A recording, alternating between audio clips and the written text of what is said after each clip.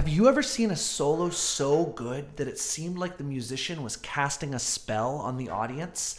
Like everyone was totally locked in, completely mesmerized. Now, you could play a solo that makes everyone cheer, or you could play a solo that has everybody scrolling through their phones, tuning out the band. Let's focus on crafting a solo that's pure musical magic. The difference between a completely forgettable solo and one that brings people to their feet comes down to just a few ridiculously simple techniques. And once you're implementing these techniques, you'll be playing melodies that get stuck in people's heads, like mind control. If you stick around to the end of this video, I'm going to give you a bonus technique that I guarantee you no other piano teachers are showing. But if you implement it in your performance, you will stand out from every other piano player. Let's jump in. The first thing to think about is starting your solo simple. Think about the movie Lord of the Rings. Lord of the Rings starts in the Shire with Frodo and Sam just kind of screwing around. And then it introduces Gandalf. And then it takes them all around Gondor and introduces all these other characters. It doesn't start at the Battle of Mordor where you have Legolas, Gimli, Aragorn, Frodo, Sam, Gollum, all these characters. It takes like 10 hours to get to that point where everybody's introduced and everybody's involved and this intricate story gets woven together. You want to approach your solo like it's a story. So start really simple. Don't come out the gates playing everything you know how to play. Start with stuff that's like easy to digest and listenable and able for the audience to latch on to. I'm going to play an F blues and I'm going to play some real simple ideas. And I want you to notice how easy it is as the listener to follow along with. 1, 2, 3, 4.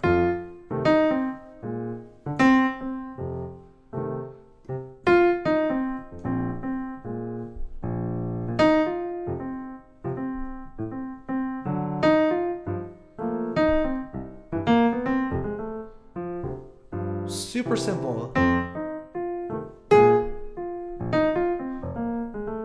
Yeah, I can follow along.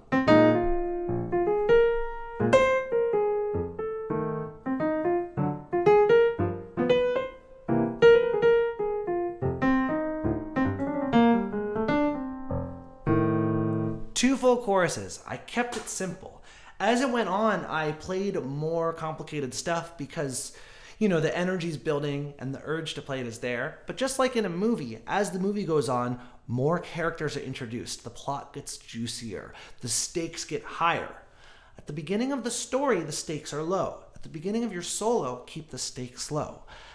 Remember to relax and don't try to go into your solo impressing anyone. It doesn't matter. Music is just wiggly air, right? So go in being ready to be simple. Play ideas that you know work and that you like and play them simply and joyfully with conviction. The second thing to do, it's a ridiculously simple technique to play mind control solos, is to leave space. When you leave space, you do a lot of things. One, you give yourself a chance to react to what you just played, check in with the time, reset, and then play a new idea. But you also give the audience the chance to digest what you just played. And if you're playing with a band, you've given the other band members a chance to digest what you just played. Think about a teacher you had in school who just spoke in run-on sentences and everything they said just kept going and going and going. And students, after you turn to page 37 in the book, you're going to need to read these 4 paragraphs. And after you read those 4 paragraphs, you have 4 questions you have to answer. Then you're going to turn those into me. Then after that, we're going to go back to our desks and write run-on nonsense. Might have clicked away from the video because it was so hard to listen to. Just like in English, when we leave space, we give the listener a chance to hear what we just said. We can do the same thing in music. Leaving space gives the listener a chance to hear what you just played. So check this out. I'm going to play a simple idea and leave some space. And notice how you can digest the idea and it's really easy to be with me on the journey. 1, 2, 3, 4.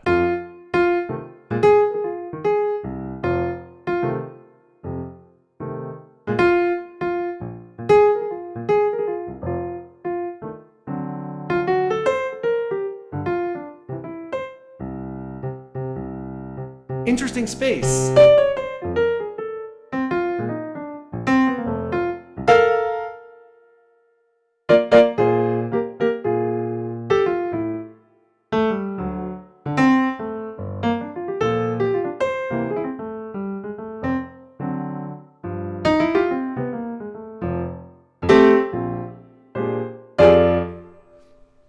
music's still going on. I'm struggling to even stop because even when I leave the space, I feel the space has started part of the music. It creates intrigue. It evokes curiosity. So don't just keep playing and barreling through. Play simple and leave space. Once you're able to do those, another technique to implement, I've already been doing it, is to repeat stuff. Use repetition. There's an awesome song by the comedian Bo Burnham where he goes, repeat stuff, repeat stuff, repeat stuff, repeat stuff, repeat stuff, repeat stuff. And he's kind of mocking popular music and music in general, but that right there is catchy. Repeat stuff, right? I want to sing along with it, even when it's like silly and making fun of what's going on. So repeating stuff in your solo will give people something to latch onto and potentially sing along with. You can really go so far with repeating stuff and it can still be catchy. 1, 2, 3, 4.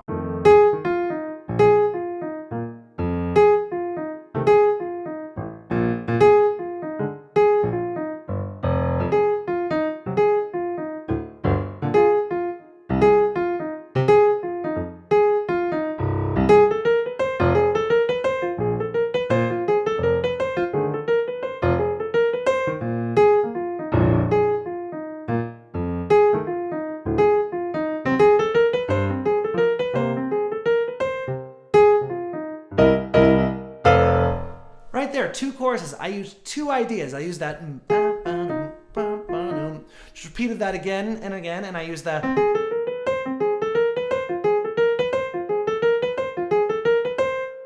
It can build energy to just play it again and again and again. Like I'm building energy now by repeating the word again. If you play simple, if you leave space and you repeat stuff, you're going to play a solo that is going to be able to capture people's attention and get them engaged in what you're playing. Instead of just like fishing for notes or playing run-on sentences or just missing the mark, this will help you play a more focused solo that has a story and an impact. Now, the bonus technique that no other piano teachers will show you is really out of the box, but it's to cheer for yourself. And I mean that literally. I mean you get done with your solo.